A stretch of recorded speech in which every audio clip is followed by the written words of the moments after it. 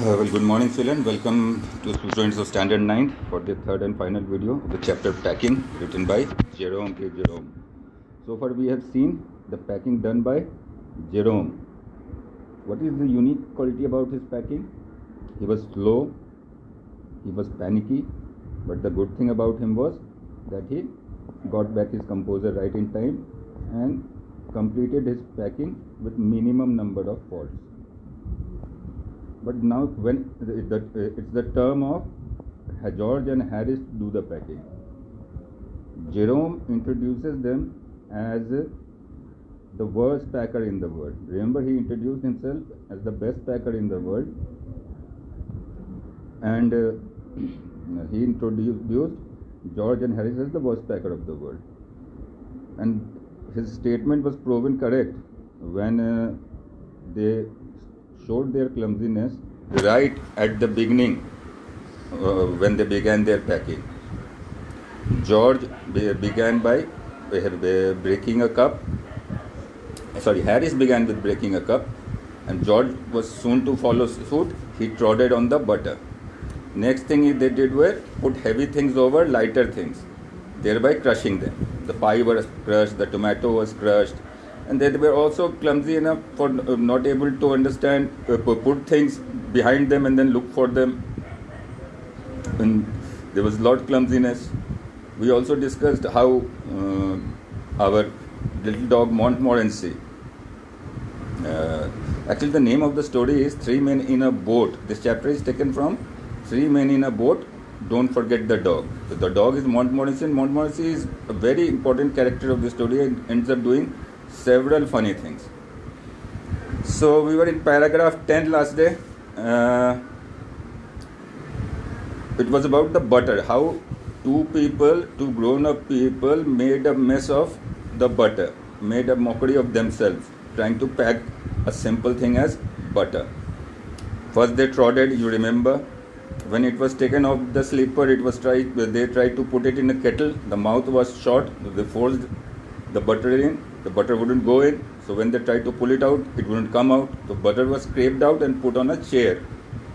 As Harris didn't notice, Harris was the most clumsy among the three. He didn't notice the butter was there. He sat on it.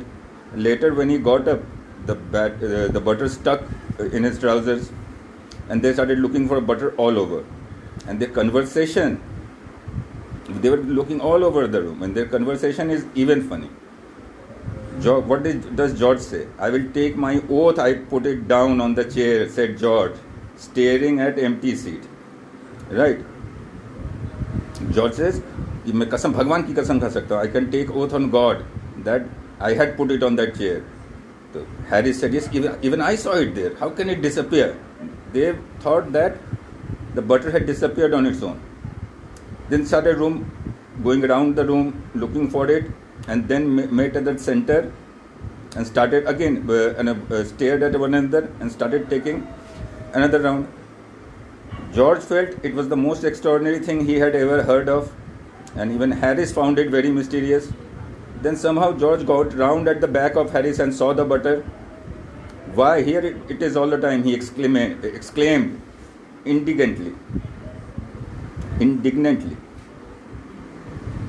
Well, he said, the butter is here all the time. We were stupid enough looking around and around for it.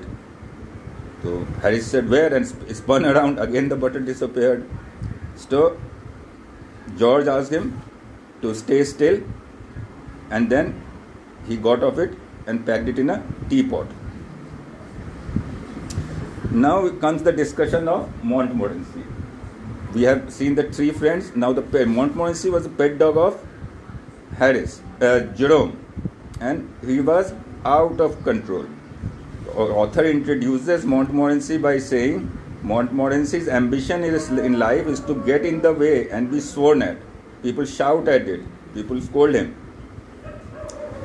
He can squirm means adjust anywhere where particularly he is not wanted, and be a perfect nuisance, create a nonsense over there, and people around get mad at this behavior. And got things, when things people get mad and start throwing things at him, he feels his day is successful. And even better, if he was able to make a person stumble over him and fall down, and the person shouted at him steadily for hours, his highest aim and object was achieved, and his conceit, his pride on himself was unbearable. Now, how does he contribute in the packing? How does the dog contribute in the packing? First thing he did was, what things were lying scattered all over because of the mismanagement of George and Harris. So he came inside the room and sat over it. And whenever somebody tried to pick up an object, he would react as if the people were attacking his nose. Then he didn't stop there. He put his leg in the jam. He then, started playing with the teaspoons, and then he pretended as if the lemons were rats, and he bit 3 or 4 of them.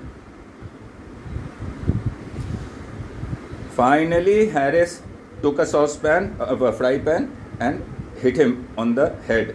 That's when the dog ran away.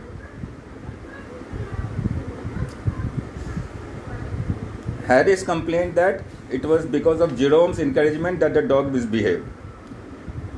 But Jerome, as you know, never agrees to anything. He has his own theory of everything. He says, no, it is the nature of the breed of the dog. These dogs are supposed to behave like this. They finally finished the packing at 12:50. So they started at 5 past 10, and they ended at 12:50, almost 1 o'clock. And Harris sat on one of the humper and said he hoped nothing was broken. George's reply was, if anything is broken, anything is broken. As if he doesn't care about the loss anymore. He's happy that he has completed the packing. So George now wanted to go to sleep. So when they were ready for bed, Harris was to sleep with us that night, and we went upstairs. George and Jerome stayed together. There were 2 rooms, one at the ground floor, one upstairs. So they shared that apartment, small sort of apartment. But Harris, since they had to leave together next day, Harris was supposed to sleep with them.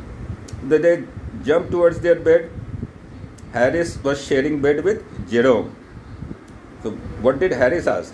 He asked, do you prefer the inside or the outside? There are 2 sides of the bed. One side is towards the wall, and other side is towards the corner. So his simple inquiry was which side of the bed he preferred. Generally, people prefer the outside of the bed, so it's easy to get up and move. Jerome being Jerome being a lazy person, what did he decide? He said, no, I prefer the inside of the bed. I just found it very strange. Generally, people prefer the outer side of the bed. Then it was George's responsibility to wake up everybody.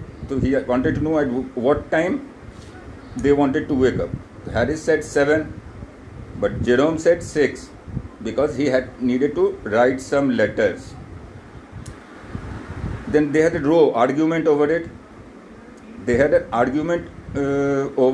When to wake up, and then they last agreed to something. Split the difference means agreed to a mutual point.